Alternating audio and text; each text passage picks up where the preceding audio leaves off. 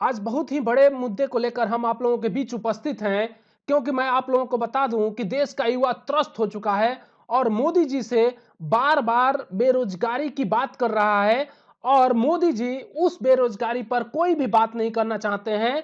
तो आज का जो हमारा विषय वस्तु है, मेन विषय है, उसकी अगर मैं बात करूं तो युवाओं की मन की बात और मन की भड़ास पे हम चर्चा करने वाले हैं। तो मोदी जी, आज मैं बता दूं कि इतना मत तड़पाओ कि देश का युवा अपना धैर्य खो दे। और मैं आप लोगों को बता दूं कि 25 फरवरी को दिन के 11 बजे से ट्विटर पर ट्रेंड कराना है आप लोगों को, हैशटैग मोदी रोजगार दो। और ये ट्वीट देश में अगर मैं बात करूं तो नंबर 1 पे इसको लेकर जाना है पूरे वर्ल्ड में। और मैं आप लोगों को बता दूं कि जो युवाओं की मांग है उसके पे मांग क्या क्या है। तो 2019 में देखिए, मैं बता दूं भारत की जो स्थिति रही है भ्रष्टाचार के मामले में, वो रही है आपकी 80 नंबर पे 2019 में, जबकि 2020 में यह नंबर बढ़कर 86 हो गया है। तो मैं आपसे बता दूं मोदी जी, अगर इस टाइम जांच हो जाए ना तो ये भारत की जो बेरोजगारी का विषय है ना वो निकल के आपके सामने आ जाएगा। और जो 86 स्थान पर भ्रष्टाचार के मामले में पहुंचा है ना, ये और भी बढ़कर आगे चला जाएगा।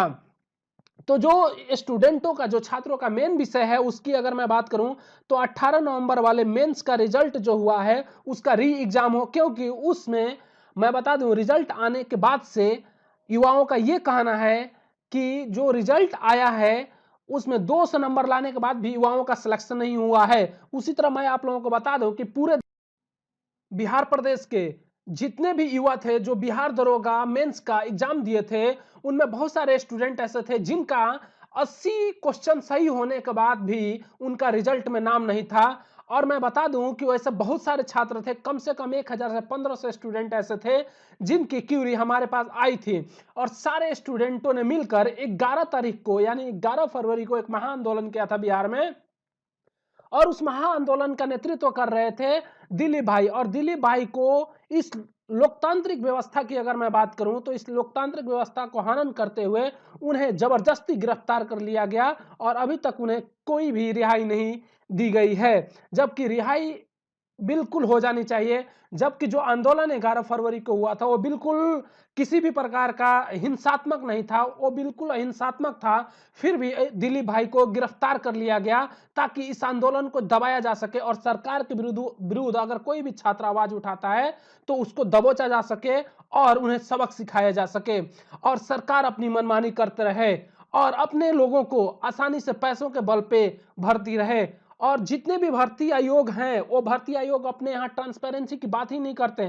कहते हैं कि रिजल्ट आज देंगे तो आंसर की या बच्चों का, स्टूडेंट का मार्क्स जो है कि वो 3 महीना बाद देंगे। ये कहाँ का न्याय है? मैं सरकार से पूछना चाहता हूं कि आखिर क्या सरकार युवाओं के प्रति अपने ट्रांसपेरेंसी को बरकरार नहीं रखना चाहती है या युवाओं को गड्ढे में ढकेल देना चाहती है? सरकार अगर युवाओं को गड्ढे में ढकेलना चाहती है तो खुल के बोल दे कि हम युवा को गड्ढे में ढकेलना चाहते हैं।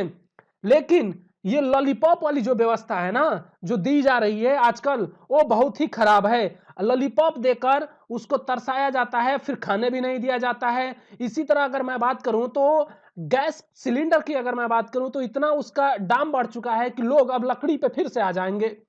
ऐसी स्थिति ये लोग उत्पन्न कर दे रहे हैं। तो देश की जो भ्रष्टाचारनेस है अगर उसकी अगर मैं बात करूं तो ये बढ़ते हुए बहुत ही बड़े लेवल पे पहुंच चुकी है। तो जो युवाओं की मांग है वो मुश्किल से 5 ही मांग है। पहला क्या है कि 18 नवंबर वाले मेंस जो री मेंस हुआ है उसका री एग्जाम हो, 2018 का फाइनल रिजल्ट 6 दिन के अंदर घोषित हो और एसएससी में, एसएससी के अलावा कोई भी अन्य एग्जाम हो उसमें वेटिंग लिस्ट की व्यवस्था की जाए। और अगला जो है कि एज जो है रिकॉर्डिंग को सॉर्ट आउट किया जाए, उसको सॉर्ट आउट करो। और अगला जो पॉइंट है हमारा, एग्जाम चाहे रेलवे, बैंक, एसएससी या किसी का भी हो, बिल्कुल ट्रांसपेरेंसी के साथ हो और उनका एक एग्जाम कैलेंडर जारी हो और उसके लिए एक आयोग का गठन हो, या आयोग अगर नहीं भी करते हैं तो यही आयोग काफी है, एग्जाम कैलेंडर जारी करें और एग्जाम को टाइम से लें कि इतने दिनों में ये होगा, इतने दिनों में रिजल्ट आएगा और इतने दिनों में जो है कि आपकी ज्वाइनिंग होगी, उसका एक खाका तैयार किया जाए। और मैं बता दूं जितने भी कॉन्ट्रैक्ट बेस पे जॉब हो रहे हैं उस कॉन्ट्रैक्ट बेस के जॉब को खत्म किया जाए। क्योंकि अगर कॉन्ट्रैक्ट बेस पे अगर किसी युवा का 12,000 सैलरी है तो उससे जो उसका अधिकारी है, जो कॉन्ट्रैक्टर है, वो खुद 12,000 लेता है, तो कुल मिलाकर 24-30 हजार तो उसी का हो जाता है। तो अब बताइए कि आप अगर एक युवा को 20,000 25,000 में भी नौकरी दे रहे हैं तो वो गवर्नमेंट जॉब करने के लिए तैयार हैं, तो आप क्यों नहीं दे सकते हैं? तो मोदी सरकार से मेरी यही गुजारिश है कि आप युवाओं को इतना परेशान ना करें, इतना तड़पाओ नहीं कि देश का युवा अपना धैर्य खो दे और आपके प्रति काला झंडा का आह्वान कर दे पूरे देश में। और पूरे देश की युवा से मैं कहना चाहूंगा कि आप लोग अब नहीं आएंगे, एकजुट नहीं होंगे तो आप लोग समझिए कि कभी एकजुट नहीं होंगे, क्योंकि ये सरकार बिल्कुल निरंकुश सरकार हो चुकी है। तो मैं आप लोगों को बता दूं कि देश के जितने भी युवा हैं, ये फिर से एक बार एकजुट होने जा रहे हैं और ये एकजुटता 25 फरवरी को 11 बजे से होगी। और मैं आप लोगों को बता दूं, मोदी जी की जितनी भी वीडियो है मन की बात, उन सबको डिसलाइक इतना मारो कि इतना मारो कि परेशान हो जाएं कि ये लोग कहने लगे कि चाइना से लोगों को खरीदा गया है। और जितने भी न्यूज चैनल वाले हैं इनको भी इतना डिसलाइक मारो कि इनकी भी बोलती बंद हो जाए। और ये बेरोजगारी के मुद्दे पर बात ही नहीं करते, ये बेरोजगारी के मुद्दे पर बात करने के लिए उतारू हो जाएं।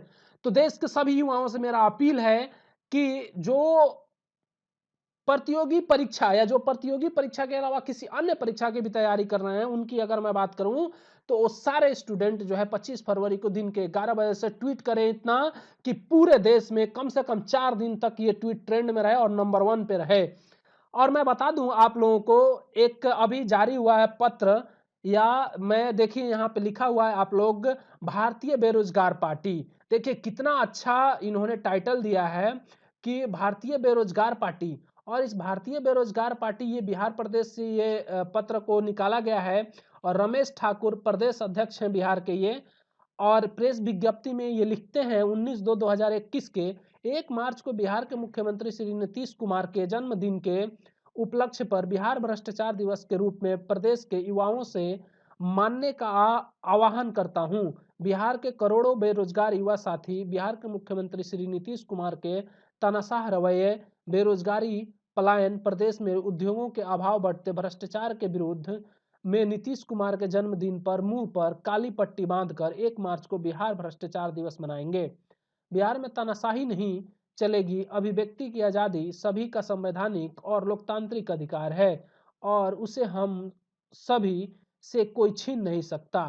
खुद बिहार के मुख्यमंत्री नीतीश कुमार जी भी बिहार आंदोलन से निकले हैं और युवाओं, छात्रों, नौजवानों को आंदोलन करने पर प्रतिबंध लगा रहे हैं। वे दिन दूर नहीं जब बेरोजगारी की यह चिंगारी आग का रौद्र रूप धारण करेगी। विगत दोनों प्रदर्शन कर रहे गिरफ्तार छात्रों की रिहाई के लिए सरकार शीघ्र निर्णय ले। प्रदेश के समस्त बेरोजगार भाई बहन ट्विटर पर ट्रेंड करें बिहार भ्रष्टाचार दिवस। देखिए यहाँ पे ये बिहार भ्रष्टाचार दिवस की भी बात कर रहे हैं और बात कर रहे हैं जो हमारे 2 भाई बिहार दरोगा के मुख्य परीक्षा हुई थी, उसमें 11 फरवरी को जो महाआंदोलन हुआ था उसमें 2 हमारे भाई, एक दिलीप भाई और एक उनके मित्र हैं जो गिरफ्तार हुए हैं, अभी तक उन्हें छोड़ा नहीं गया है। तो मैं सरकार से अपील करता हूं कि उनको छोड़ा जाए और छोड़ने के साथ साथ उन्हें तत्सम्मान फिर से आंदोलन की एक अगुवाई करने के लिए आदेश जारी किया जाए कि वो आंदोलन अहिंसात्मक रूप से कर सकते हैं। तो बिहार प्रदेश के जितने भी युवा हैं वो भी जग जाएं और इस मेंस का जो रिजल्ट आया है उसके विरुद्ध फिर से एक आंदोलन की तैयारी हम लोग करें। और आंदोलन में एक ऐसा आंदोलन, भीषण आंदोलन जो अहिंसात्मक होगा और सरकार को घुटने पर टेकने के लिए विवश कर देंगे। तो आज के लिए हम इतना ही बात करेंगे। आपको कल के वीडियो में मैं मिलूंगा बिल्कुल फेस टू फेस और चर्चा करेंगे हम लोग इन्हीं मुद्दों पे।